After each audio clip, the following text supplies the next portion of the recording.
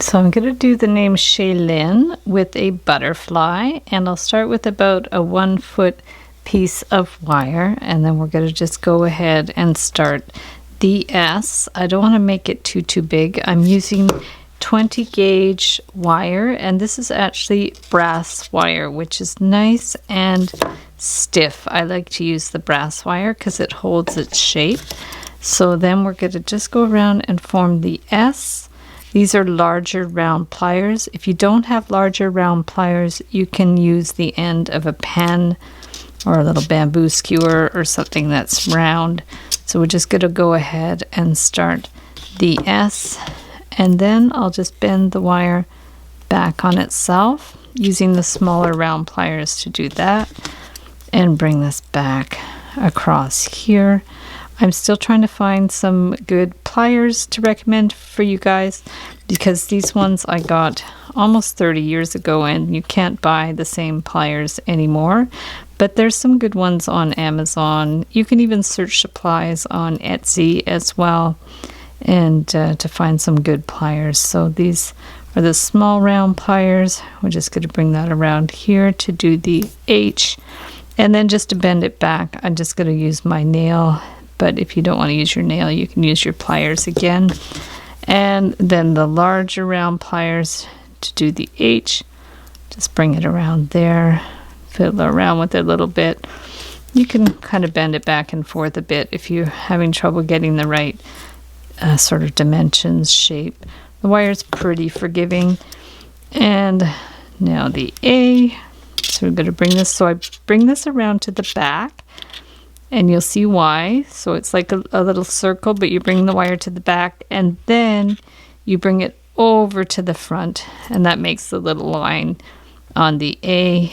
So then we're going to bring it around, and then we want to do a E. So we're going to bring this up here and make sure that's at the level there, and then we're going to bend it just a little bit. We give it a little bit of a jog, otherwise it looks more like an L. So we're going to bring it like that to make the E, and then we're going to bring this up and we're going to form the L. So we're going to bring this up here. Don't worry if your letters aren't perfectly even. It definitely takes practice. So we're going to bring that up here and try to make the L the same height as the L or the H, more or less. It doesn't have to be perfect. And then we're going to do the Y. So we're going to bring this up here, and then I'm going to bend this to the front, and we'll make what looks a little bit like a U. So we're going to bring that to the front, get our larger round pliers to make a kind of a U-like thing. Just bring that down so it's more at the base level there. So it's going to be the, I'm going to wiggle it a little bit more, and then so we've got this part that looks like a U, and then bend this to the back. I'm going to just bend it to the back. And somebody asked me, you know, how you decide whether you go to the front or the back. You have to kind of use your intuition, and depending on like the A, you want that line to be in the front. The Y, you want this to be in front. So you're just going to have to play around with it and see what makes sense. Plus, I want them all to be kind of like more or less on the same level, so I alternate them a little bit. So there's the Y, and then we're going to bring this and do an N. Now, my favorite hack for the N and the M is I actually do like a teeny little loop, but because the end of the pliers isn't small enough, I start the loop and then I just pull it. So it's like really teeny tiny, and it just gives a little kind of definition, just a little impression, and it doesn't look too much like a loop. So I just like the way it looks. I've never seen it done that way before, but I really enjoy doing them that way. So there we go. So there we have Shaelyn. And what I'm going to do this time, I'm going to do a butterfly, but I thought it would be cute just to dangle the butterflies. So I could dangle it from the N, but maybe I'm going to dangle it from the Y just for fun.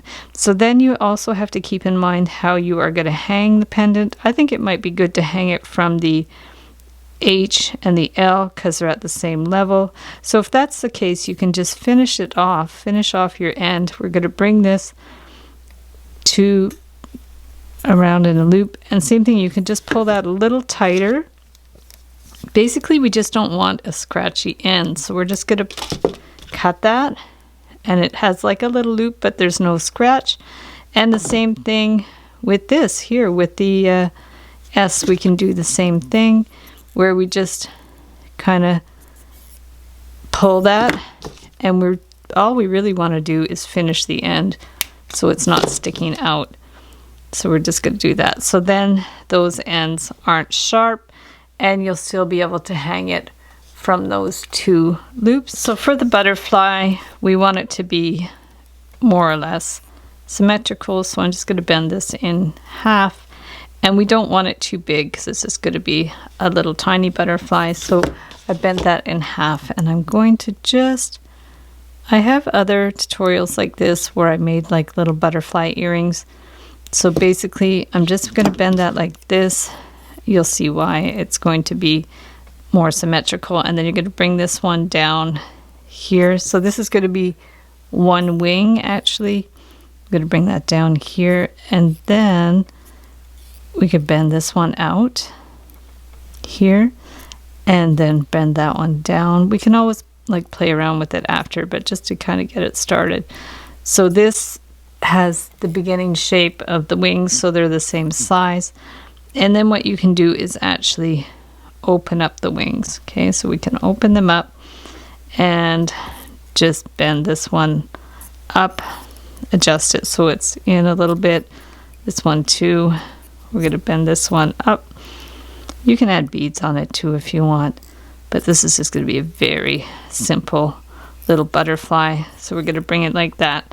So already it looks really cute, like a little butterfly. And if you wanted, you can put a little bead on the end. If you have a bead with a large enough hole, you can stick it on there. So I actually have a little pearl with a pretty big hole. So let's see if that's going to fit on there. If we stick both wires up, oh, it actually works amazing. Super cute. And then what you kind of do is just bend these out just like that. And we can form little kind of loops for the antennas to keep it pretty simple. So we'll just do one here and give it a little cut and pinch it down. And then one on this side. We'll give it a little loop around. Try to get them more or less even. And clip that one. And then to attach it to the name, we're going to have to do some little jump rings. So if you don't have jump rings that match, you can easily make your own jump rings. So just get a little scrap of the wire and bend it around. Maybe we don't want the jump ring to be too big, so we can just make it a little bit smaller. And we're going to get our flat cutters. So we're going to cut there and the other way. To get a perfect flush cut, you can use a jewelry saw if you have one. Otherwise, just, use the flat side of your cutters. And also, if you want it more flat, you can file it down a little bit. But this is so tiny, I'm not going to worry too much about it. So if we hang it onto the Y, this is going to be really cute. It could be a pendant. I'm going to put it on that side so it hangs down that way. You could also make a pin. I have a tutorial on how to make a brooch out of the brass wire, and you sharpen the end. So that one's really cute too. So there's Shaelyn with the cute little butterfly. So thanks so much for watching the video. Give it a big thumbs up if you liked it. Be sure to subscribe to my channel for lots more wire art and jewelry making videos. Hit the notification bell to be notified when I go live and when I post new videos. And if you'd like to share photos of your wire work, be sure to join the Wire Art and Jewelry Makers Club on Facebook. I'll link it up below. And if you'd like to check out my wire work on Etsy, my husband and I specialize in wedding cake toppers and funky jewelry. I also have a mailing list, so I'll link that up below, and I'll send you my free Wire Art Essentials ebook. So thanks so much for watching, and we'll see you the next time.